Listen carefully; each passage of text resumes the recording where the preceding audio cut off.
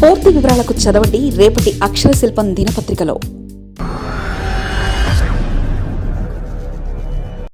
వైజాగ్ టీడీపీలో సెగలు, విశాఖ సీనియర్ల గుండెల్లో మంట. పార్టీలో మా విలువ ఇంతేనా అంటూ నిప్పులు చెరుగుతున్న ఆ సీనియర్లు గంట, గణబాబు, వెలగబుడి అంతా సైలెంట్. విశాఖ తెలుగు తమ్ముళ్ళలో అసమ్మతి జ్వాలలు ఎగిసిపడుతున్నాయి. అధికారంలోకి వచ్చాం, ఇక మాకు తిరుగులేదు అని పైకి గంభీరంగా కనిపిస్తున్నా లోపల మాత్రం పచ్చనేతల మధ్య చిచ్చు రేగుతుంది. ముఖ్యంగా దశాబ్దాలుగా పార్టీని నమ్ముకున్న సీనియర్ నేతలను పక్కన పెట్టేసి జూనియర్లకు వలసలు వచ్చిన వారికి పెద్దపీట వేయడంపై ఉమ్మడి విశాఖ జిల్లా నేతలు తీవ్ర అసహనంతో ఊగిపోతున్నారు. ఇన్నేళ్ల మా లాయల్టీకి ఇచ్చే బహుమతి ఇదేనా అంటూ వాట్సాప్ కాలుల్లో ఒకరికొకరు గోడు వెళ్లబోసుకుంటున్న సమాచారం. ఇటీవల సింహాచలం అప్పన్న చందనోత్సవం వేళ ఈ విభేదాలు ఒక్కసారిగా రచ్చకెక్కాయి. ఏటా అత్యంత వైభవంగా జరిగే ఉత్సవానికి స్థానిక ఎమ్మెల్యే గంటా శ్రీనివాసరావు గైహాజరు కావడం రాజకీయ వర్గాల్లో చర్చనీయాంశమైంది. వ్యక్తిగత పని పేరుతో ఆయన హైదరాబాద్కు చెక్కడం వెనుక అసలు కారణం పార్టీలో ఆయనకు లభిస్తున్న గౌరవంపై ఉన్న అసంతృప్తేనని విశ్లేషకులు భావిస్తున్నారు. ఎమ్మెల్యేల కోటాలో వచ్చే వీఐపీ టికెట్లను భారీగా తగ్గించడం, ప్రోటోకాల్ విషయంలో ప్రాధాన్యత లేకపోవడంపై ఆయన గుర్రుగా ఉన్నట్లు వార్తలు వినిపిస్తున్నాయి. ఎమ్మెల్యేలందరికీ 25 టికెట్లు ఇవ్వడంపై ప్రతి ఒక్కరూ మండిపడుతున్నారు.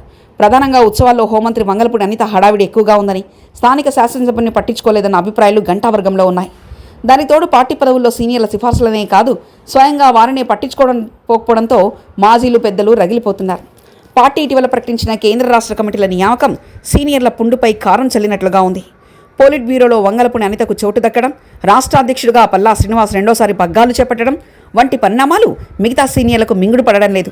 వరుసగా 4 సార్లు గెలిచిన వెలగపూడి రామకృష్ణబాబు, సీనియర్ శాసనసభ్యులు గణబాబు వంటి నేతలకు కనీస ప్రాధాన్యత లేకపోవడంపై వారి అనుచర వర్గం మండిపోతుంది. పార్టీ కష్టకాలంలో ఉన్నప్పుడు కేసులు ఎదుర్కొని జెండా మోసిన తమను ఇప్పుడు కరివేపాకులా వాడుకుని వదిలేస్తున్నారని వారు ఆవేదన వ్యక్తం చేస్తున్నారు. ఉమ్మడి విశాఖ జిల్లాలో దాదాపు 10 మందికి పైగా హేమాహేమిలైన నేతలను పార్టీ అధిష్టానం కావాలనే పక్కన పెట్టినట్లు ప్రచారం జరుగుతుంది. అధికార యంత్రాంగంలోనూ తమ మాట చెల్లుబాటు కావడం లేదని, అధికారుల దగ్గర జూనియర్ నేతలే హడావిడి చేస్తున్నారని సీనియర్లు నసుక్కుంటున్నారు.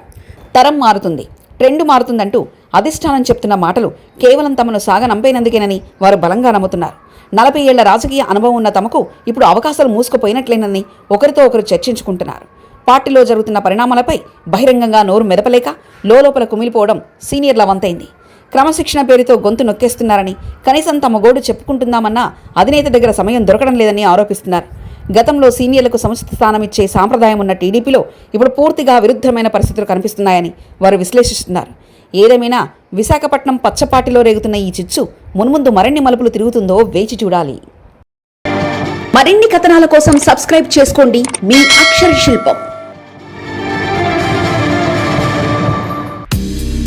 పూర్తి వివరాలకు చదవండి రేపటి అక్షర శిల్పం దినపత్రికలో.